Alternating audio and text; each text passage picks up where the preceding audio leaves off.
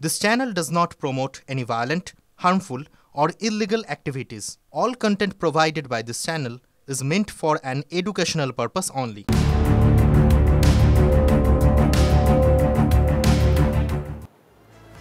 চোখ রাখা যাক এই মুহূর্তের একটি গুরুত্বপূর্ণ খবরে। ঢাকায় ভারতীয় হাই কমিশনারকে তলব করলো ইউনূস সরকার।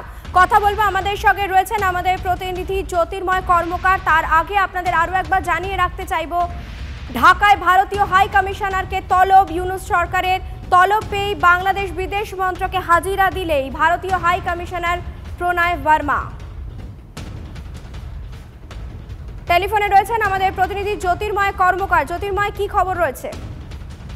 দেখো, যে খবর আমরা পাচ্ছি, ভারতীয় হাই কমিশনারকে ঢাকা তলব করেছে এবং এটা যে প্রেক্ষিতে তলব করা হচ্ছে সেই প্রেক্ষিতটা যথেষ্ট গুরুত্বপূর্ণ।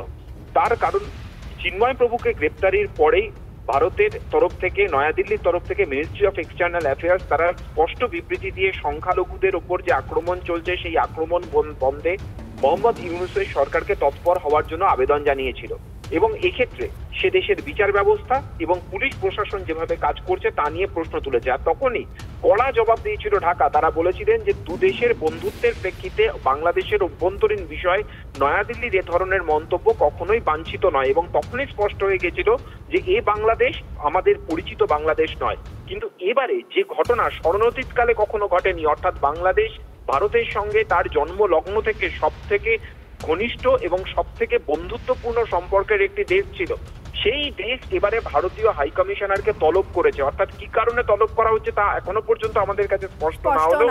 ধন্যবাদ। পরিস্থিতির দিকে নজর রাখো। কথা বলছিলাম আমাদের প্রতিনিধি জ্যোতির্ময় কর্মকারের সঙ্গে। এদিকে প্রাণ বাঁচাতে বাংলাদেশের সন্ন্যাসীদের গেরুয়া তিলক ছড়ার পরামর্শ দিচ্ছে কলকাতার ইসকন। বাইরে বেরোতে হলে মাথা ঢেকে তুলসীর মালা আড়াল করে নিতেও বলা হয়েছে। বাংলাদেশের মন্দির বা ঘরের ভেতর ধর্মাচরণ করলেও বাইরে চূড়ান্ত সতর্ক থাকার আর্জি জানিয়েছেন ইসকন কলকাতার ভাইস প্রেসিডেন্ট রাধারমন দাস। বাংলাদেশের সন্ন্যাসীদের ওপর একের পর এক হামলার পরই এ নিয়ে সতর্কবার্তা দেওয়া হয়েছে বলে রাধারমন দাস জানিয়েছেন। सिचुएशन तो वोलेटाइल है, आप लोग देख ही रहे हैं। मुझको कोई भी बांग्लादेश या भक्त जो फ़ोन करता है तो मैं उनको यही रिक्वेस्ट कर रहा हूँ कि आप लोग कम से कम जो तिलक कंठी है और जो भगवा ड्रेस या जो वाइट कुर्ता भी, धोती कुर्ता भी पहनते हैं, अभी फ़िलहाल पब्लिक में पहन के मत जाइए, क्योंकि हमने देखा कि पिछले वीक में बहुत सारे हमारे जो इस्कॉन के भक्त हैं उनको मारा गया। एक भक्त का तो पूरा मुंह इतना फाड़ दिया कि पूरा मुंह लहूलुहान हो गया। বাংলাদেশের পরিস্থিতি যখন উত্তাল, তারই মাঝে জানুয়ারির প্রথম সপ্তাহে রাজ্যে আসছেন আরএসএস প্রধান মোহন ভাগবত। বাংলাদেশ ইস্যুতে এই মুহূর্তে উত্তাল পরিস্থিতি রয়েছে এবং সংঘ প্রধানের 3 দিনের রাজ্য সফরের এই পরিকল্পনা এই মুহূর্তে অত্যন্তই তাৎপর্যপূর্ণ। বৈঠক করবেন বাংলায় সংঘ প্রচারকদের সঙ্গেও। নেই কাঁটা তার, অনুপ্রবেশকারীদের অবাধ প্রবেশ। বাংলাদেশে অশান্তির মধ্যেই ভয় কাঁটা হয়ে থাকছে মুর্শিদাবাদের ভগবানগোলা। জমির ফসল পর্যন্ত কেটে নিয়ে চলে যাচ্ছে বাংলাদেশিরা। অভিযোগ, মেঠো পথকেই কাজে লাগায় বাংলাদেশিরা। সম্প্রতি বাংলাদেশের পরিস্থিতিতে কাঁটাথানহীন এলাকা দিয়ে আরও অনুপ্রবেশ বাড়তে পারে বলে আশঙ্কা করা হচ্ছে। অনুপ্রবেশকারীদের জন্য এরকম অসুবিধা হচ্ছে, মানে এখানে অনুপ্রবেশ হয়, ওরা প্রবেশ করে তখন আমাদের গরু মশি আমাদের ভিতরেই চড়ে, আমাদের জমির ভিতরেই চড়ে। যে সব 2 নম্বরে 2 নম্বরে লোক যেত তা যাতায়াত করে ধরেন, এবার ওই কারণে হয়তো মানুষ, পুলিশ যখন ওরা দুষ্কৃতীকে ধরতে না পারে তখন সাধারণ লোককে বাড়ায়। করারও প্রয়োজন আছে, না হলে লোক সাহায্য হবে না, লোক বদমাশ। হ্যাঁ, কথাটা সত্য কথা তো বলতে চায় না ওরা। অশান্ত বাংলাদেশ, তার প্রভাব পড়ছে পেট্রাপোল সীমান্তে। দুপারেই দেশে ফেরার তারা শুধু পণ্য আমদানি বা রপ্তানি কিংবা বাণিজ্য নয়, বাংলাদেশের অস্থির পরিস্থিতিতে চিকিৎসা বা অন্য প্রয়োজনে ওপার থেকে আসা মানুষদের মধ্যেও উদ্বেগ বেড়েছে।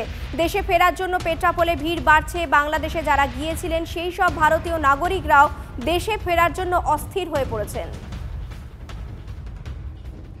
বাংলাদেশের অবস্থা খুব খারাপ, হিন্দুদের উপরে খুব টর্চারি করছে। ইম্পোর্টটা আজ আলু যাবে না, পেঁয়াজ যাবে না, কাপড় চোপড় যাবে না, এইগুলো বন্ধ না হলেও জব্দ হবে কি করে? ওরা না খাইয়ে একটু জব্দ। পার্শ্ববর্তী দেশ, বন্ধুত্ব দেশ, বাণিজ্য দিক দিয়ে বন্ধুত্বভাবে চলতেছে, যদি আপনি এভাবে একটা সিদ্ধান্ত নেয় তাহলে তো একটু সমস্যা অবশ্যই পড়বে। আমি এটাকে হেড করি যে বুয়েটের ছেলেরা যে কাজটা করছে এটা আসলে আমিও এটাকে সাপোর্ট করি। বুয়েটের ছেলেরা পতাকাটাকে এটাকে করলো, এরপরে শুরু হলো সব কিছু সব দিক থেকেই। অশান্ত বাংলাদেশ, সেপারে অনুপ্রবেশ নিয়ে বাড়ছে ক্রমশই উদ্বেগ, যার জেরে বাংলাদেশি নাগরিকদের হোটেলে থাকা বা তাদের পরিষেবা বন্ধের সিদ্ধান্ত মালদায়। অনুপ্রবেশ নিয়ে উদ্বিগ্ন হোটেল মালিকরা, পুরসভার তরফ থেকেও তাদের সতর্ক করা হয়েছে। এই অবস্থায় হোটেল মালিকদের সিদ্ধান্ত, হোটেলগুলোতে বাংলাদেশি নাগরিকদের আর থাকতে দেওয়া হবে না। পাসপোর্ট ভিসা নিয়ে এলেও জাল হতে পারে, সেই কারণেই এই সিদ্ধান্ত মালদা জেলা হোটেল ওনার্স অ্যাসোসিয়েশনের। এবার হোটেল মালিকরা সিদ্ধান্ত নিয়ে ফেলল যে মালদাতে কোনো হোটেলেই তারা বাংলাদেশি কোনো নাগরিককে থাকতে আর দেবেন না, তাদের পরিষেবাও দেবেন না। যেহেতু পুরসভাও এই অনুপ্রবেশ নিয়ে রীতিমতো উদ্বেগের মধ্যে রয়েছে এবং তারাও হোটেল মালিকদেরকে সেই জন্য সতর্কও করেছিল। শুধু তাই নয়, বহু কাউন্সিলর এটা পর্যন্ত অভিযোগ করছেন যে অনুপ্রবেশদেরকে হোটেলে ঠাঁই দেওয়ার ব্যাপারে কিছু কিছু হোটেল মালিক থেকে শুরু করে হোটেল কর্তৃপক্ষ দায়ী রয়েছে, কারণ বহু ক্ষেত্রেই তারা গোপনে বাংলাদেশি নাগরিককে সেই সমস্ত হোটেলে ঠাঁই দেয়। এই সমস্ত বিতর্ক ওঠার পরেই কিন্তু এই সিদ্ধান্ত নিয়ে ফেলল হোটেল ওনার্স অ্যাসোসিয়েশন। ইতিমধ্যেই তারা এই সিদ্ধান্ত নিয়েছে এবং শুধু তাই নয়, এই বিষয়ে তারা জেলা প্রশাসনের সঙ্গেও বসতে চলেছে। মালদা থেকে ক্যামেরায় মুজিবর শেখের সঙ্গে শুভতোষ, TV9 বাংলা। আজকালকার দিনে অনেক কিছু ডকুমেন্ট জাল হচ্ছে, ডুপ্লিকেট হচ্ছে, তো তারা সন্ত্রাসবাদী কিনা আমরা বুঝবো কী করে? এরকমভাবে কিন্তু অনেক অনুপ্রবেশ হচ্ছে, অনেক অনুপ্রবেশকারীরা আসছে। তো আমরা সেই রিস্কটা নিতে এই মুহূর্তে চাইছি না। আগে বাংলাদেশের পরিবেশ শান্ত হোক, সব কিছু ঠিকঠাক হোক, তারপর আমরা আগামী দিনে হয়তো তাদেরকে অ্যালাউ করতে পারি, কিন্তু আজকের ডেটে আমরা তাদেরকে অ্যালাউ করছি না। কোনো রকম বাংলাদেশি নাগরিককে আমরা আমাদের মালদা শহরে হোটেলে রুম দিচ্ছি না। যেহেতু আমাদের কাছে সরকারিভাবে কোনো নির্দেশ আসেনি, সেহেতু আমরা সরকারি লিখিতভাবে কোনো আমাদের মেম্বারদের কোনো রকম ইনস্ট্রাকশন দেওয়া হয়নি। তবে আমরা ভেতরে আমরা অ্যাসোসিয়েশনগতভাবে ডেটটা ঠিক করেছি, তাতে আমরা বাংলাদেশি নাগরিককে আমরা অ্যাভয়েড করছি, পরিষ্কার, তাকে আমরা এন্টারটেন করছি না। হোটেল কর্তৃপক্ষের মালিকরা তো বসে না, কর্মচারীরা থাকে। কিছু কর্মচারী অশিক্ষতার জন্য, কিছু কর্মচারী পয়সার লোভে, এগুলো বিভিন্ন ক্রিমিনালও এসে থাকে হোটেলে।